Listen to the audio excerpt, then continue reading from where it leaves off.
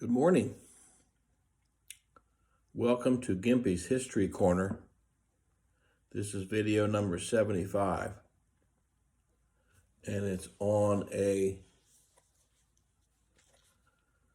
book my son and his girlfriend got me last Christmas called The Railway Journey, not journal, journey,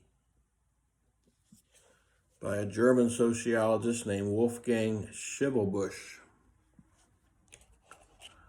Like I said, it was a gift at Christmas by my son Scott and his girlfriend Casey. Good book, a very good book. Looks at the invention of the railway or railroads from a sociologist's point of view.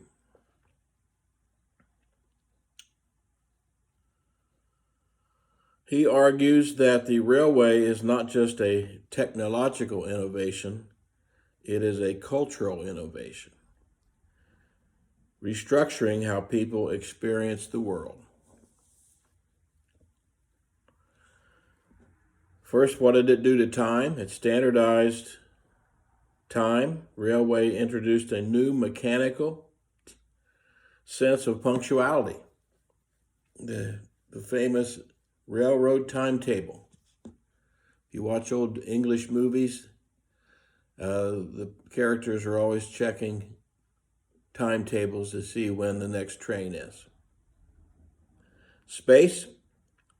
Rail travel conquered space by drastically reducing travel time. Prior to this, people traveled by foot or by horse or by stagecoach. And the railways sped that up drastically. And it changed perceptions. It altered how landscapes were perceived. They were no longer perceived intimately, but by fleeting panoramic through the window. It just went too fast to appreciate nature. The key concepts of this book are the annihilation of space and time. It reshaped the mental geography of travelers.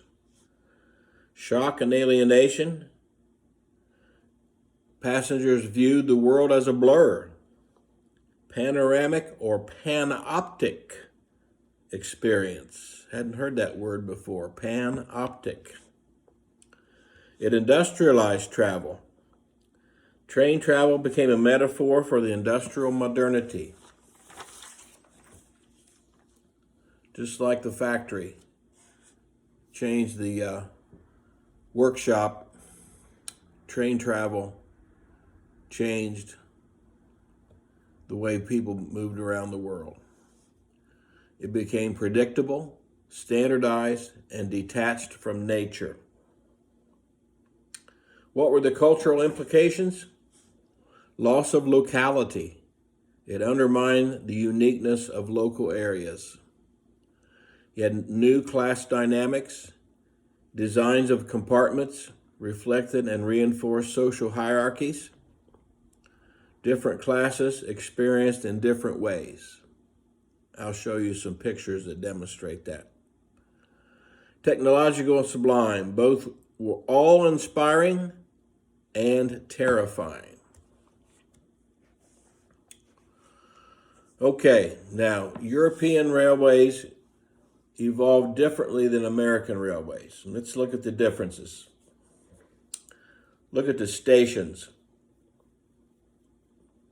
The Europeans approached railway stations with architectural grandeur. Stations were architecturally classical or sometimes Gothic in nature. Very, very beautiful. Compartmentalization. Carriage style compartments, privacy, and class division were the design of the European railway. If you remember old British movies, a railway car would have a long hallway down one side, and the rest are all individual compartments with sliding doors. Think of an old Sherlock Holmes movie. Class hierarchy, seating and service stratified, first class versus lower class. Scenic emphasis, it romanticized picturesque landscapes in advertising. All right, there are pictures in this book that demonstrate this. This page demonstrates a third class railway car versus first class. You see, first class is just like sitting at home on your sofa or settee reading the paper. Third class is a brawling mess of people.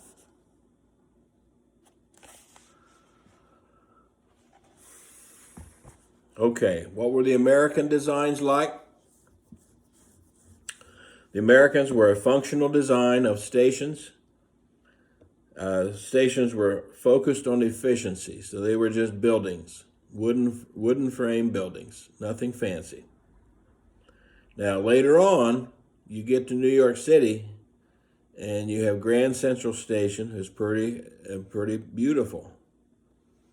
And in Cincinnati, you got Union Station, is very beautiful. So eventually, America came around to their big cities making grand stations like Grand Central, Penn Station, Union Station. I can't remember the one in Washington, D.C. I've been there. It's beautiful as well. Open cars and rows of seats. Just like this picture. Just like sitting in a auditorium. You got rows of seats facing one direction. You think of old cowboy movies. That's how trains were set up. Open seating, rows of seats, prioritize capacity over privacy. Democratic seating, lean more egalitarian. Now, rich people had their own railroad cars. So you still had the upper crust riding in their own special railway cars.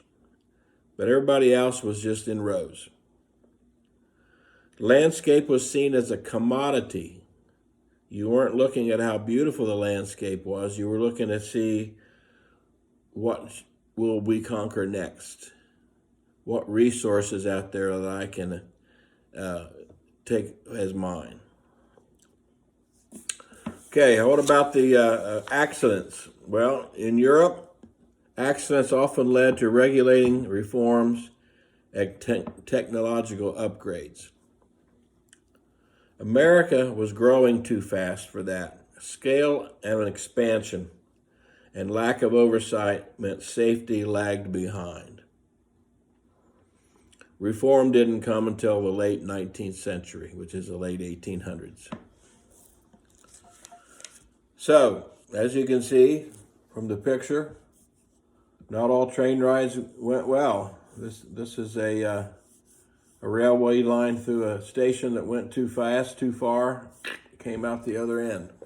I'm not sure where that is. But very good book. I recommend it.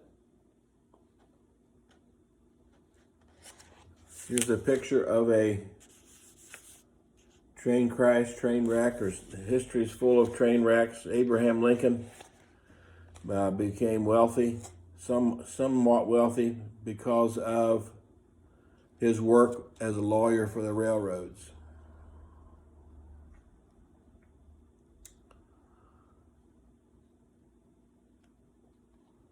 Okay, again, it was given to me by my son and girlfriend last Christmas, Scott and Casey.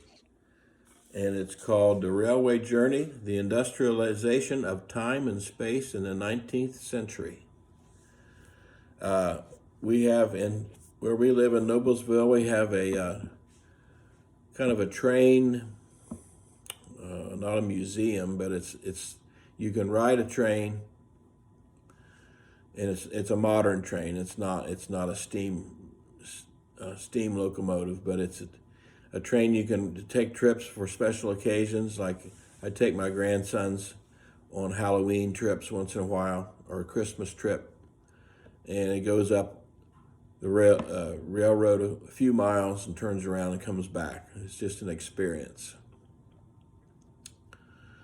And they have railway cars that you pedal. That's a new thing. Put it on the railroad track and you pedal into town, and they turn them around and you pedal back. So that way the railway has become an experience from the past. I've never ridden a train as a passenger on a long trip. My son Scott has. He's ridden it from North Carolina to New York City and back on the national passenger line. So railways were a huge thing back in the day. In the 1800s, the railroads were a huge invention that changed society and mirrored society. As you saw, the Europeans were more interested in classes and division. America was more interested in capacity and putting most everybody in the same cars, just in rows. Just a different way of society approaching the same thing. Okay, The Railway Journey. I recommend it. It's a good book. Check it out. Have a great day.